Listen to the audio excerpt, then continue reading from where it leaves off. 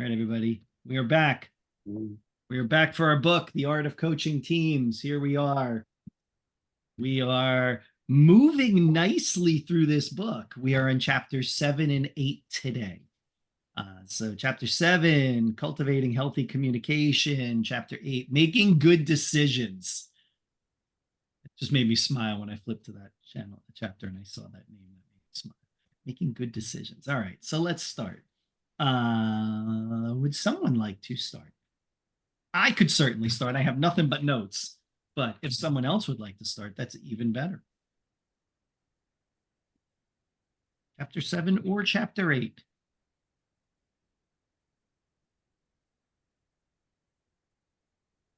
Oh, get us going, Mike. I'll get you going. My favorite question from the study guide from chapter 7. I'm going to follow this linearly today. What do you think is a good conversation? Love it. Love it. Chapter 7, all about cultivating healthy communication. There's a large chunk of it that talks about conversation and what that looks like. So I asked the group. Having. Say it again, Mike. They.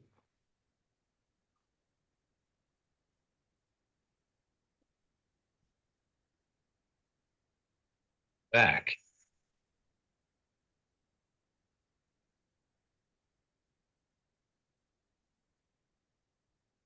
And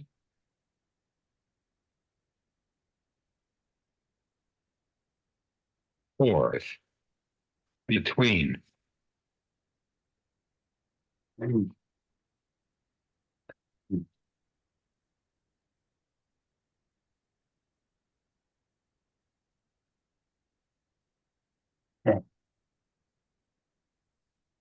People. Agreed. Agreed, Mike. I love it. And I think that what's really funny about asking you all that question about what you think is a good conversation, I would only have to point us back towards the first 15 minutes before I push the button to record it. And we just had a really nice back and forth conversation. And I think, Mike, I think you're right. I think you hit it right on this idea of opportunities for everyone to participate is a great thing. What does anybody else think? Complaint. Did you say complaint? And Yeah. Giving an opportunity for a complaint. Game for that. I agree, Mike. I tend to really love with groups using protocols. I know you know this about me, Mike. I don't know how many of you guys use protocols sometimes with group conversations.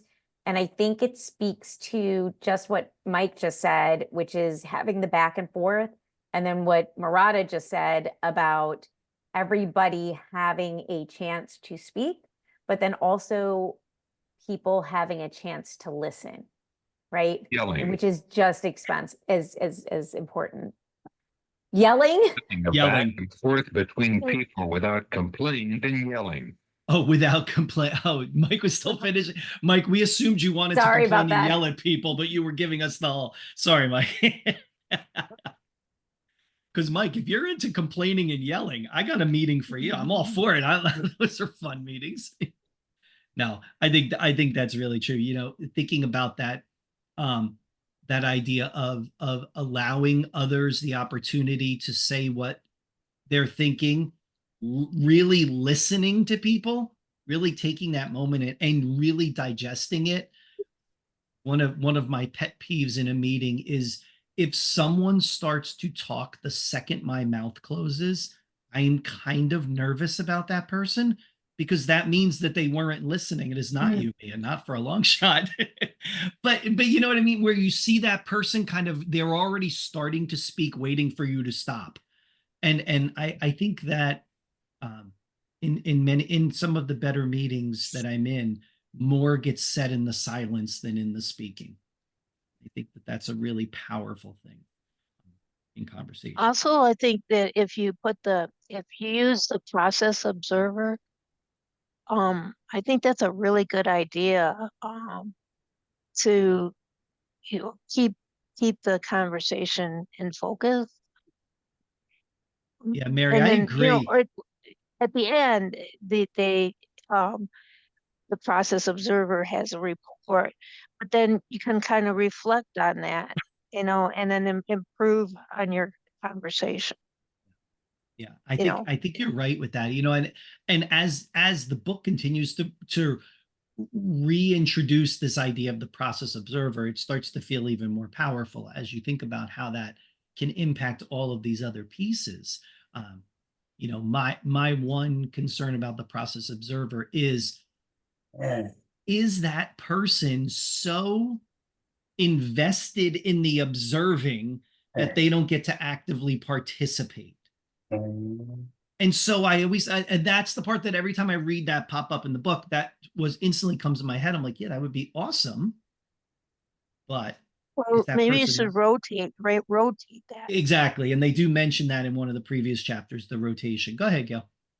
Well, I wondered if anybody has done that, used a process observer, and I'm assuming you would do it in an ongoing group, not just in a book study. Yeah.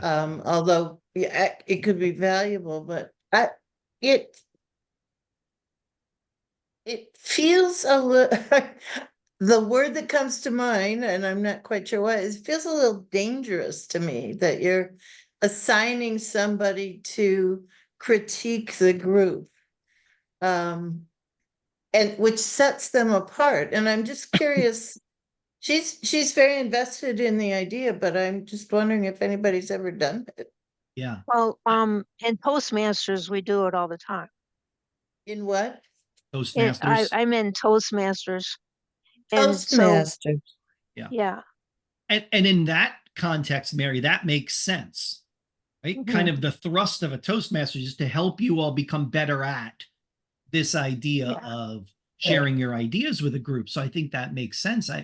Gail, I get what you're saying is that, and I have not used this nearly as much as what gets described in the book. I feel like I take that role a lot as the facilitator, in addition to the other things I'm doing. I just kind of lump that in, but not in a very stringent documenting way, like, ooh, Mia spoke 3 times today, and Mary spoke twice. But it might be kind of a broader, like, hey, I saw that Mia and Mary had spoken up. Well, that was great. Okay, they were participating, and I would kind of let it go as that. I think you're right, Gail. There would be a concern in my mind is that what are we doing to that person? Yeah. I actually liked some of the data collection ideas that she had. I They were thought, great. oh, because you'd get agreement from the group before you did that, and Yeah. then that was kind of interesting.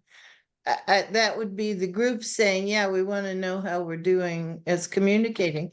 But Mary, tell me about a Toastmasters story. What have you learned Well, from process observers? we have what they call them, a general evaluator. And so the general evaluator just evaluates the entire meeting as a whole. Okay, so, first you have speeches, and then you have table topics, and then you have evaluations, and then you have like educational happening and things like that. But they just evaluate everything as a whole. But you have, so I guess that would be the process observer. But it's not the same person every time. It's all, Mhm. we rotate. I do So, think that rotation is the key, Mary. I yeah. really do think it is. I think that, yeah, otherwise, I feel like otherwise that's a disservice to that one person. I mean, to make Yeah. them that they've suddenly gotten another job that has nothing to do with the content of the meeting. Just got a Right. job out of things all of a sudden. And Gail, the part you were mentioning about the kind of documentation piece was on page 145. They show an example of patterns of participation. So it's a table. with the participants on the left column, and then the column headers across the top are clarifying question, probing question, comment, opinion, and notes, and then a total number at the end. Like, how much did you participate? And here's how it broke down. Interesting. Because there's no way that can't be helpful. Because I'm looking at this little chart. I don't know these people, but I do now know Jim, who often is the first to speak, and Manuel, who interrupted Jim a couple times. I guess the chance was high he'd interrupt. If Jim was always first to speak, there's chances he would interrupt anyway. So that might be just the way it goes. But I think that's a really interesting take.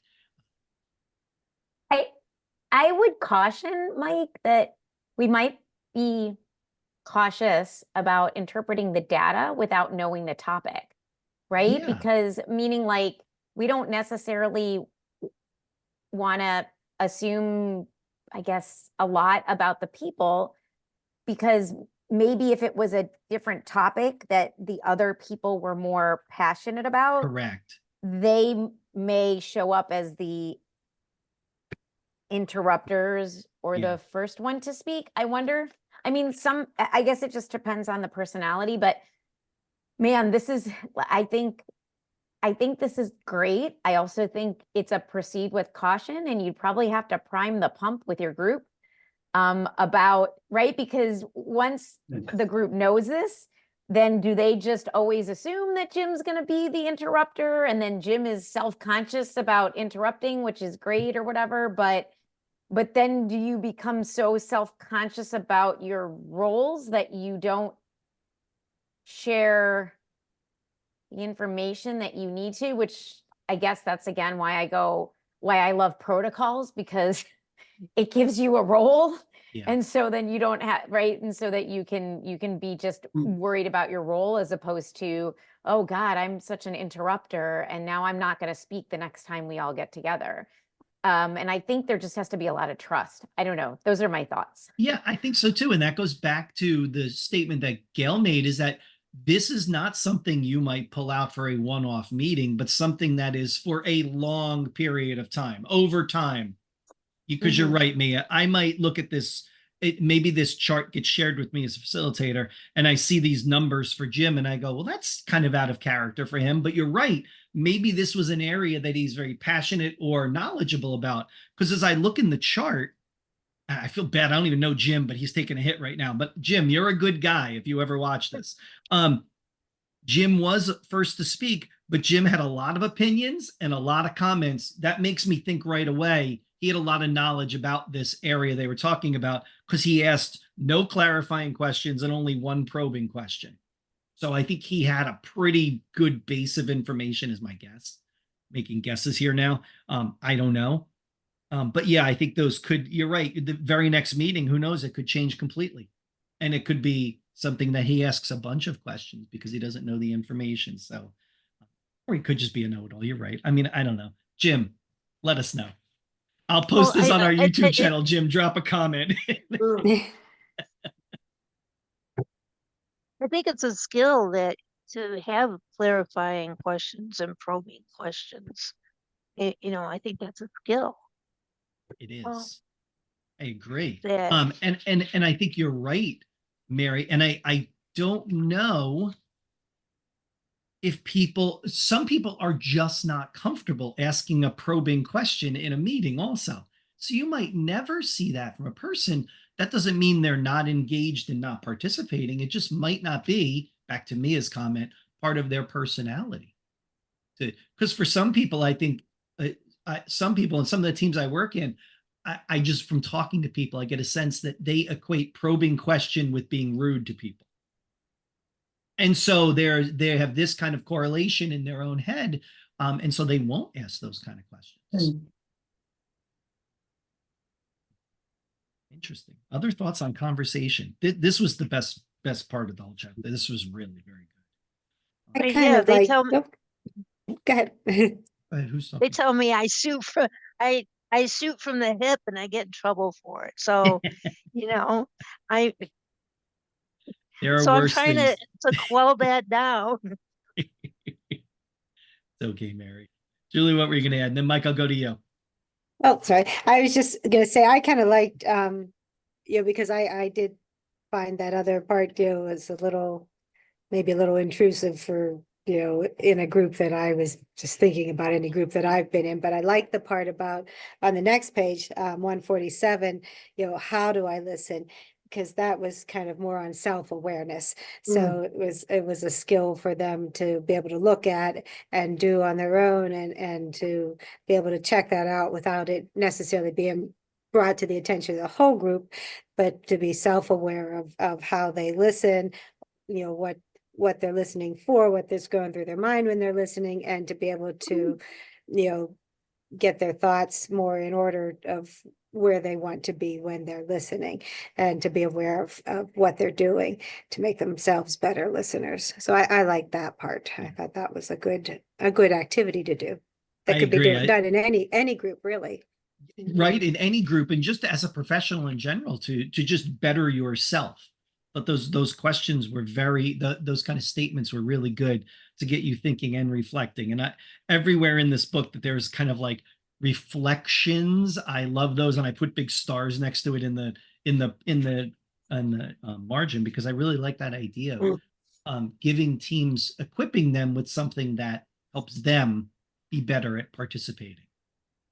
Right. All right, Mike, you're up. I see this working well in team meetings, but I think this can be danger and heat because I am worrying about what parents are thinking while they are grading us. What do you think?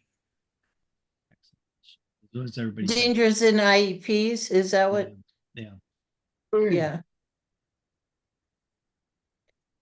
What do we all think? Dangerous? Well, not in IEPs. What do you think? But the 5 deep breaths might be good for everybody at the beginning. I think again, you don't have a very specific structure. It could be dangerous in IEP meetings. Mike, I agree with you. And there is something called a facilitated IEP meeting that provides that structure for the reason of having really good conversations with parents in IEP meetings. And I've attended that training. It's actually, you guys, some of you may know, like, it's an actual training, like, people have created it and then train all around the United States. In Florida, we have trainers here who have gone to the train the trainer and have gotten the stamp of approval or whatever.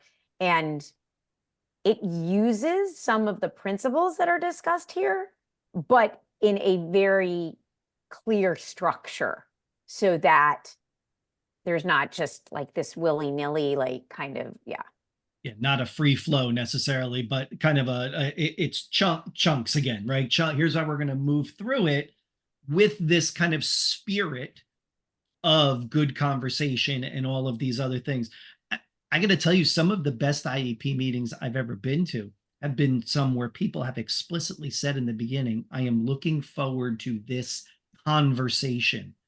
And that goes back to language, I think, the words we use, and setting that up, and that I expect us to go back and forth. I expect us to discuss this. It's not you're all here because you had to be here and just listen to me talk for a little bit, but instead we're going to move through this as a true discussion, and hearing people's thoughts and their ideas as we go through this. I think it's awesome. Mia says facilitated IEPs are really great for all meetings, but especially contentious ones. Yes. Again, structure. We recognize there's some heat in the room, so we're going to move through this in a process that gets us through, where everybody can participate.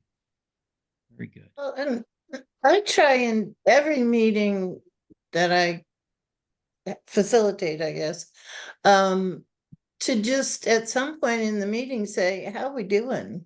How's it going? And that's a much less formal, thing than a process observer, which I think would be very valuable for the ongoing meetings that I work with.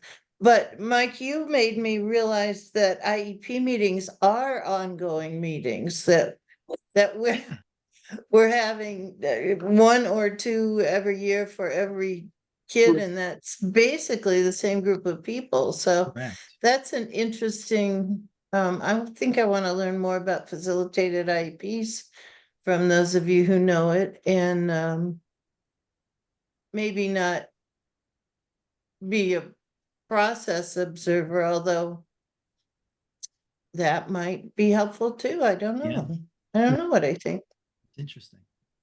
Gail, can I ask you a question to go back to your last statement about how you might in a meeting kind of take a, I'm going to call it a pause. How are we Yeah. all doing? Do you do that as a reaction to what you've been observing in the group? Or do you do that thinking about chunking a meeting into time? Like, oh, if it's an hour meeting, maybe about halfway-ish, I might ask, or is it either or? Is it both?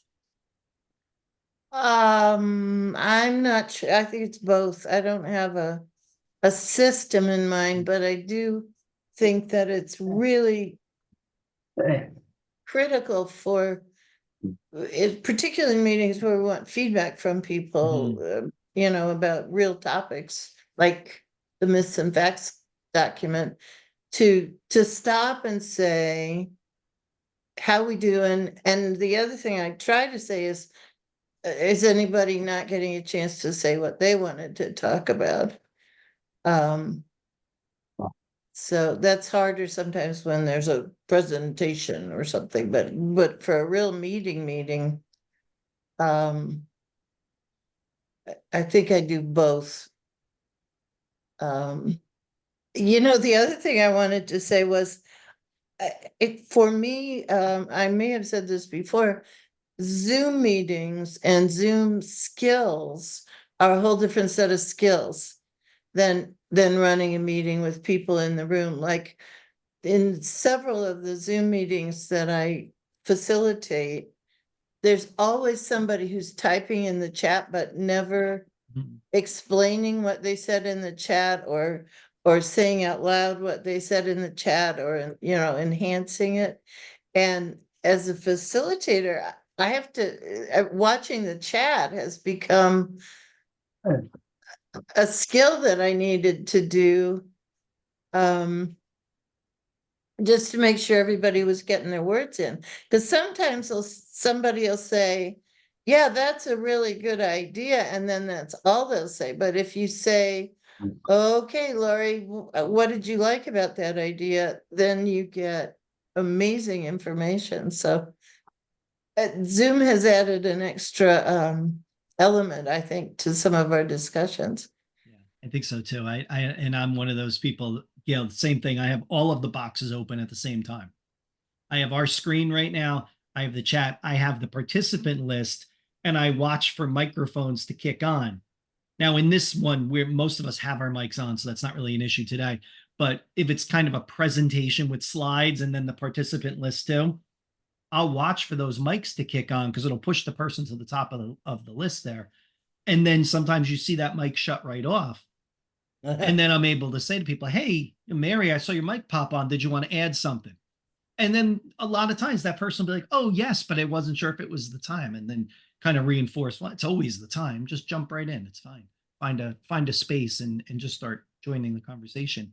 But yeah, those skills are definitely added into it as we go forward. What another thing I think is Someone did very very monthly, and they told me it was the best. Say again, Mike, and then Mary will go to you. Someone who did very monthly, and they told me it was the best. You had somebody who did that monthly. They told you it was the best. Yeah, I mean, it's a great way to manage things. Yeah, just really so good. So good. Mary, go ahead. It's important in IEP is timing. I've been in some IEPs where long and protracted reports on how his math is not to par, but no input from the family. And I just think there should be a timer requisite. A timer at a meeting? Is that what you mean? Yeah. Yeah. Yeah. Do people do that? Do you do that? Do you run a timer? Are you doing that on your own? Or you just, again, I feel like I'm doing a lot of these things probably as I'm moving through things. Like even as we're talking, I'm looking at the clock on the bottom of my screen. I'm getting a sense of where we are. And so I think, yeah, I think all of those good kind of facilitation skills have to happen of keeping all these things moving, making sure anybody who wants to add gets to add. What do you think? Yeah. So these days in my life, I rarely get called to an IEP meeting unless it's an icky IEP meeting, when people are unhappy with each other. But if I have any control at all, I often say, I don't think a meeting that's longer than 2 hours is productive. So whether we're done or not, we're gonna stop this IEP meeting after 2 hours. And if you can say it up front, it's amazing what can get done in 2 hours.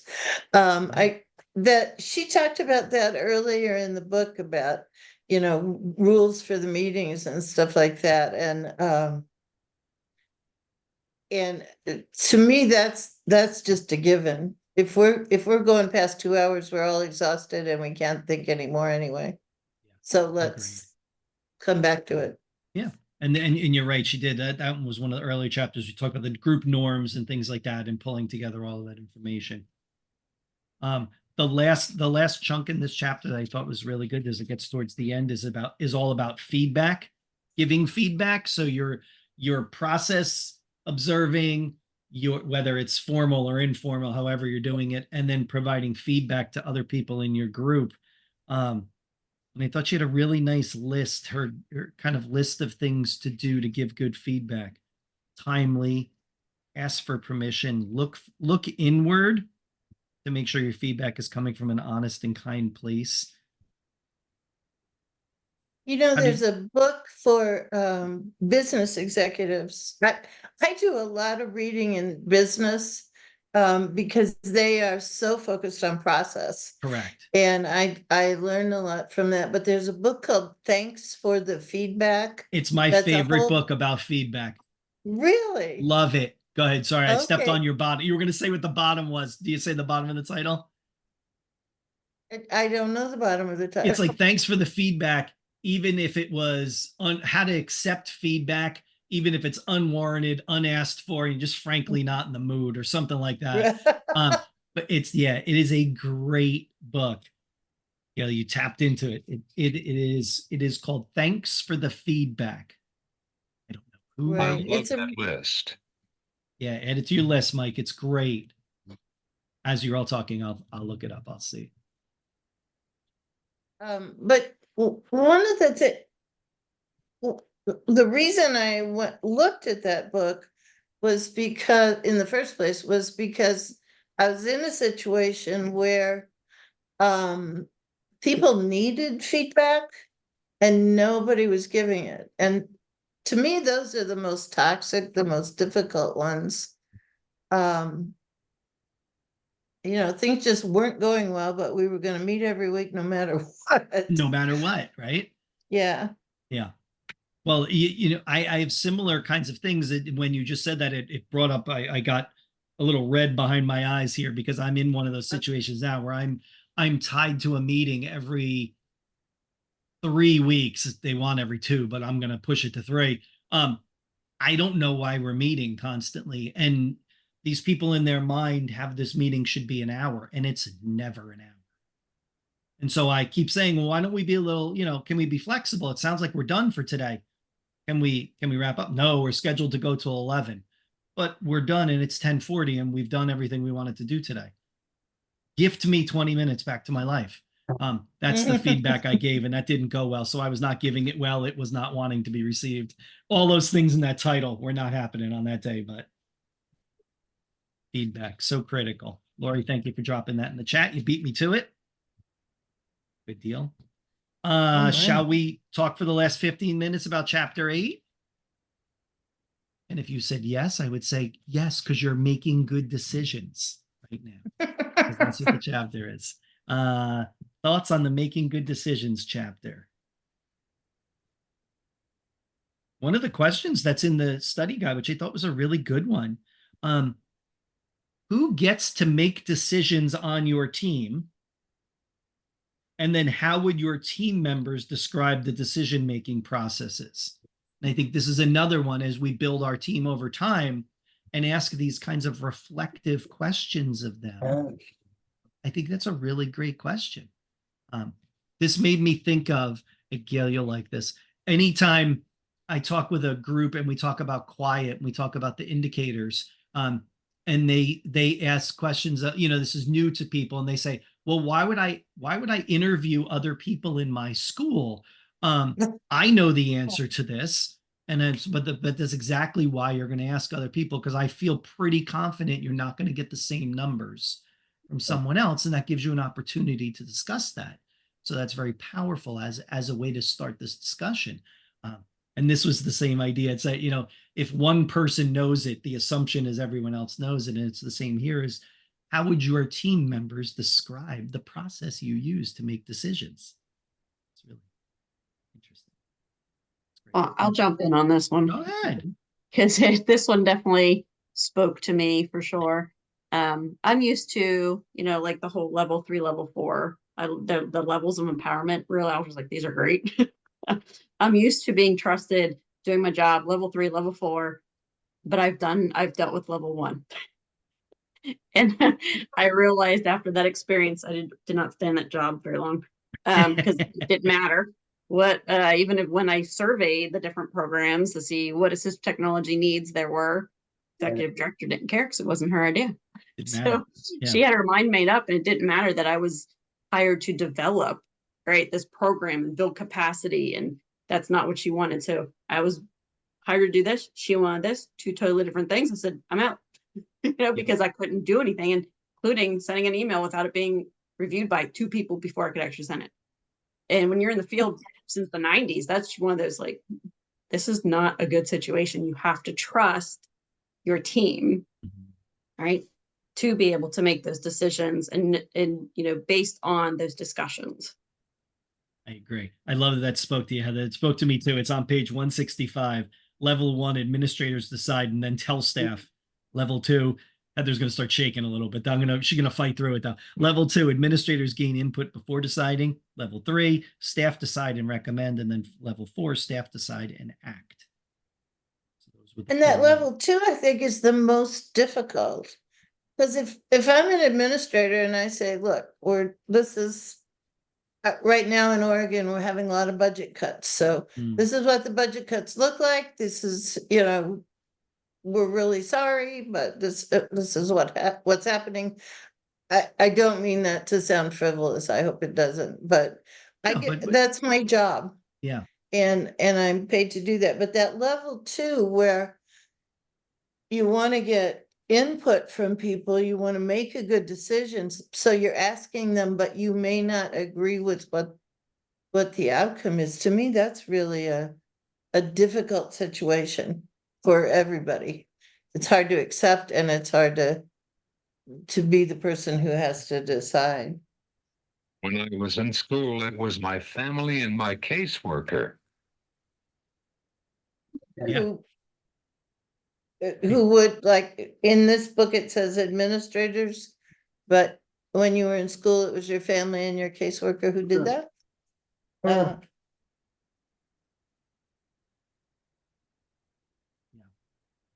And then perhaps, Mike, at some point you joined the fun. I would have hoped. I think I feel confident knowing you joined the fun at some point. And then you were then you were probably in the levels that they talk about here. You would be part of the staff, I guess, is how they're describing that. That would be everyone participating.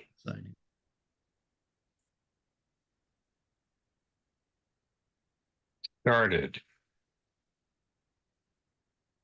Coming. 2.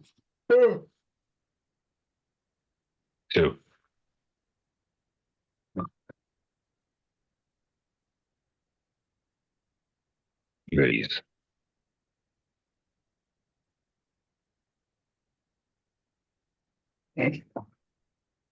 Fun. M.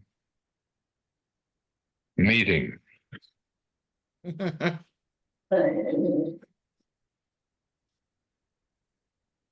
Meetings.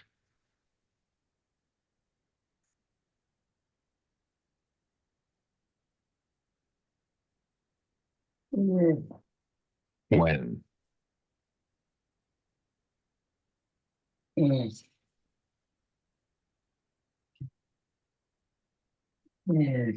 I was. In.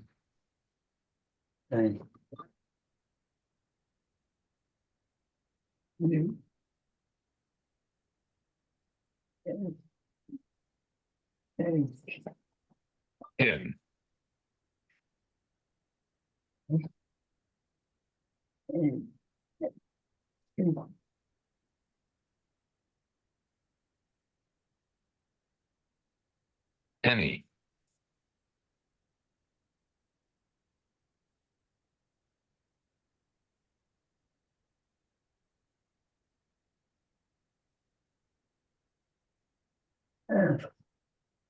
Guesses. I'm betting early, I'm betting early Like- too. I mean, in And- grade school.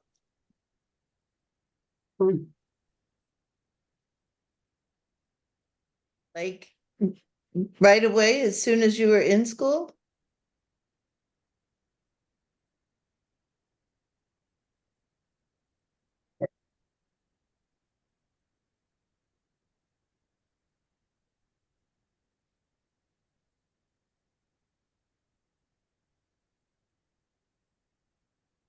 It's not so.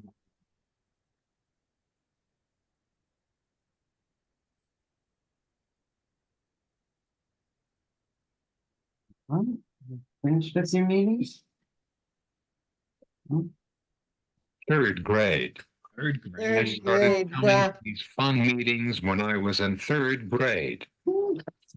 Fun meetings, Love it. is that sarcastic? I felt sarcasm there and I loved every second of it. Lucky you. Yeah, right. Exactly. Mia mentioned in the chat the agenda, which is on page 144, which is a really interesting table. And again, I don't normally think of an agenda this way, but it's going to change the way I think about an agenda a little. Times, activities, purpose.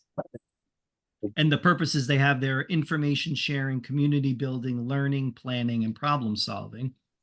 And then finally, the last column says decision-making process. What do we expect to, how are we going to help with decision-making there? And some of them have none.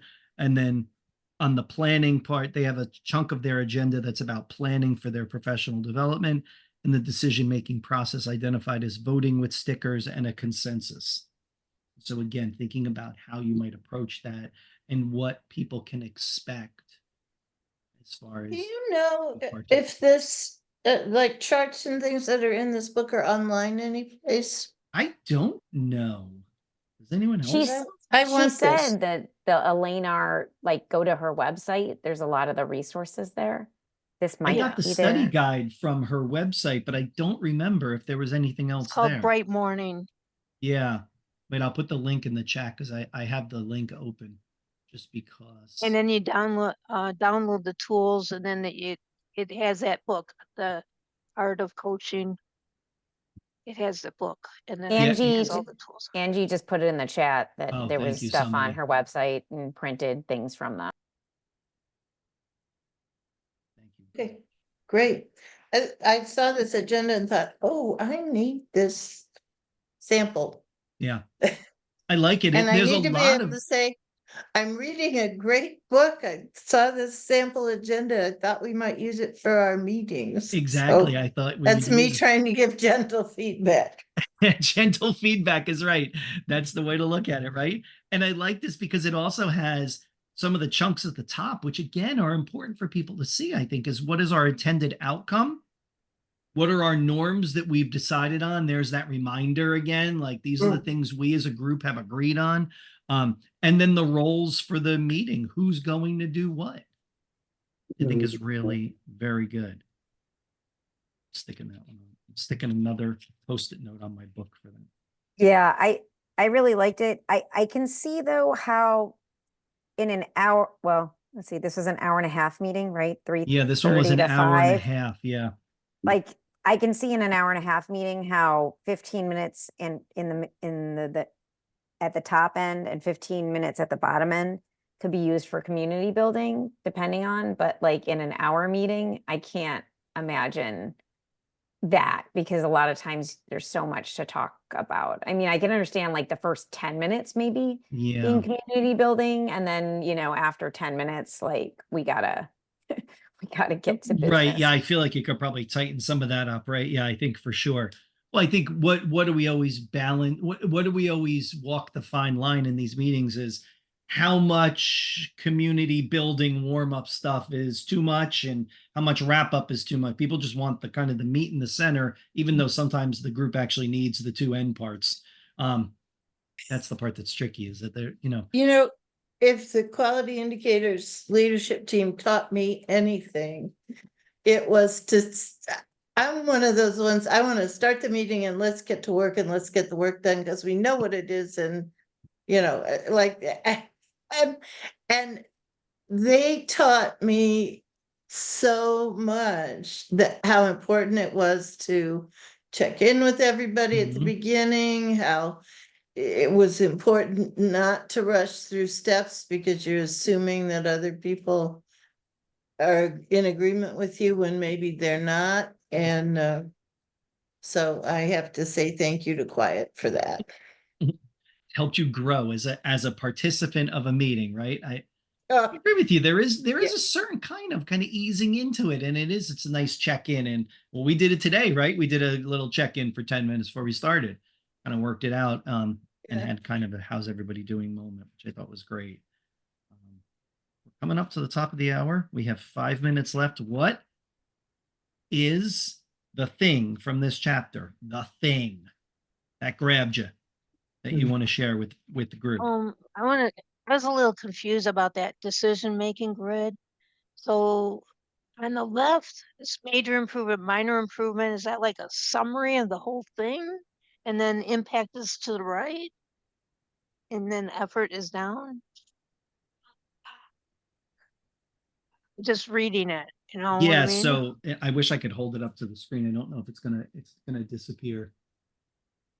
Yeah, everybody's I different. I opened it up It's from page Angie. 170. Do you want me to 170. just share my screen? Oh, you I- have I it. have It's Yeah. on the Oh, wait a Yeah, I chat. second. have It's it on the open. chat.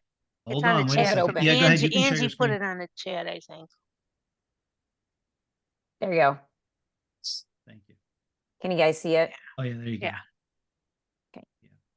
Yeah. That way it makes a little more sense, Mary, right? Because it's spread out, it's boxes to write in and things like that. I don't know, just explain it. Is that the summary, the major and minor on the left? And then, So I what do don't, you, I don't, what, I'm with you. What do you do with this? thank you. Glad I'm not the only one. No, So the way I look at this, and I would put the idea we were talking about in that bottom left corner, like a cornerstone. That's how I'm going to read it. That's how I would use it. So my idea that we're talking about would go in that bottom left corner, and then I would fill in the parts that made sense in relation to this idea we have. Is it a major improvement? And then is it easy or difficult? And then what is the effort involved? Is it easy or difficult to do? So my thought is every idea wouldn't fill up the top 2 rows. It would choose one of those top 2 rows, but you would always fill out the effort part.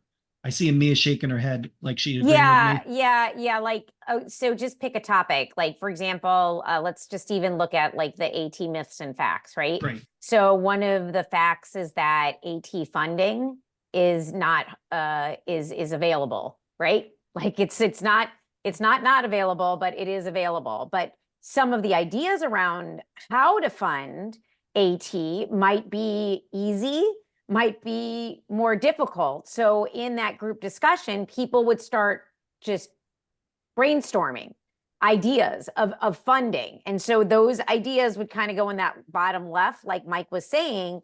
And then we would talk about, okay, now where do they fit on this matrix? Like, would this way of funding being a major improvement? Would it be easy major, difficult major, right? And then, or would it just be a minor improvement, and would that be easy or difficult? Yeah, And and then, maybe even those, Mia, could be gradients of major, like, right, oh, this idea, we could do it. It would be a major improvement. We could do a little improvement by doing these pieces of right. it, but a lot by doing this other. But then that would also be effort, would be the And then difficult. effort. Yeah, Yeah. yeah. Hopefully that helps people. Yeah, I Hopefully. don't know if we just made it worse, but it made sense to me that way. That's how I would use it. Does anyone see it Okay, different? wait, on the left, then you would put where your big idea of major improvement and your big idea of minor improvement, and then It could be that way, Mary. I would write the idea we were talking about in the bottom left in that grayish Mhm. box. right. And then I would say, all right, with relation to that idea, is there a minor improvement we can do and a major one? And then what does that look like as far as how easy or hard that would be? It's Or like it could just- steps, I guess. I would think of it as steps. Yeah, or it could just be the idea itself. Like, again, if you're Yeah. talking about AT funding, what's something that would make a major impact in how you funded AT in your district? And then would that thing be easy to do for effort, or would it be difficult to do? So that's how you're using the matrix. Like, where does it fall? So you could do it topic by topic, that's being broke down from a larger topic. Mhm. Or like Mike said, you could just take those subtopics and look at them, right? Break them down individually. And maybe what you do is you take every one of the group's ideas and put it on its own grid and then sort them. Like, Yeah. these are all easy to do and minor. These would all be easy to do in major. And so you'd start to almost make a deck of ideas Yeah. that you could move through. Yeah. That's how I would probably cycle through it. I agree with you, Mike. There would be a lot of Post-its involved in this, I feel Yeah, like. I feel like these would be Post-its or these would be flip chart paper, and we would go through and what's your ideas, and then people would write their thoughts in of how these fit. Thanks for bringing it up, Mary. Yeah, it is. I looked at that real fast, and I have to admit, I didn't really critically think about it as I read it. I just kind of moved through it. So thank you for that. All right, everybody, it's 1 minute after the hour. Final thoughts. Well, you had so much fun today that I would expect you to return on May 6th, 2 weeks. Your homework, your job that you've accepted is chapters 9 and 10. Chapter 9, I'm excited for chapter 9, supporting adult learners. Chapter 10 is orchestrating meaningful meetings. Yeah, exciting stuff. Right. So May 6th, same time, same place. I look forward to the conversation with all of you. Had a great time today. Thank you all. Thank you. See you in Thank you. 2 Have a weeks. good rest of the day, the good rest of the week. Thanks, long. everybody. Thanks. Hey, Mike, before you Yeah. go, how's it Wait a going? second. Hold that thought. Wait a second. Hold that thought. Give me a second.